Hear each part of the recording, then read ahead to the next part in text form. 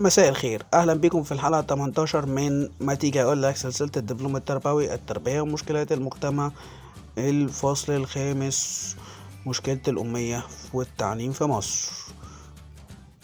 حجم الظاهرة وأثرها أو تأثيراتها. خلينا نقول إنه فكرة الحجم مرتبطة بالأرقام، والأرقام في 2006 مثلا 17 مليون بنسبة 30%، وفي 2016 14 مليون بنسبة 20%. ده ليه؟ لأن عدد السكان زاد 10 مليون تقريبا، وبالتالي فالمشكلة دي لها آثار، والآثار دي مرتبطة بتأثيرات.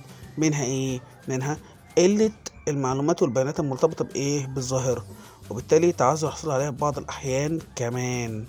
وده بيخلي إنه التدقيق بيحتاج مجهود كبير، وقلة الميزانيات المخصصة لإيه؟ للتخلص من تلك الظاهرة. وعشان كده كنا محتاجين نبذل جهود، والجهود دي بدأت من 1907 لما المصريين كانوا حابين يتخلصوا من المحتل الإنجليزي. نسبة الأمية وصلت 96% ساعتها. أنشأوا جمعيات الكتاتيب، بعدين مصطفى كامل عمل مدارس الشعب، وفي 1919 الموضوع اتطور أكتر مع الثورة، وفتحوا بقى مدارس ليلية لمحو الأمية.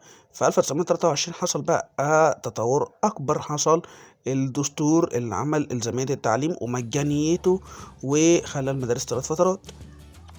تطور أكبر في 1944 مع إنشاء قانون محو الأمية، وبالتالي أصبح محو الأمية ترسيخ ثقافي وشعبي.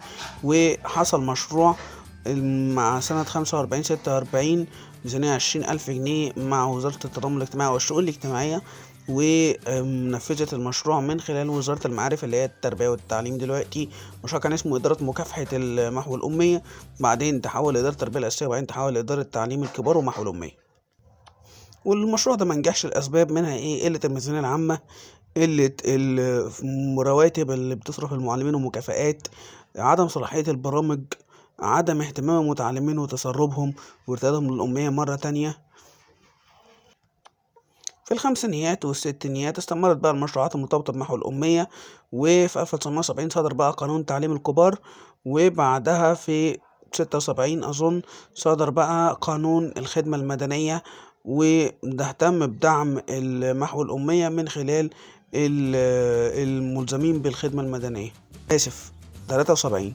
في سنة 92 عملوا بقى هيئة لمحو الأمية، وربطوا بقى محو الأمية بترقية العاملين. دلوقتي مربوط بتخرج الطلاب من الجامعة، مربوط بالمشروعات المرتبطة بالخدمة المدنية زي ما قلنا، والخدمة العامة انك تفتح فصل للمحو الأمية.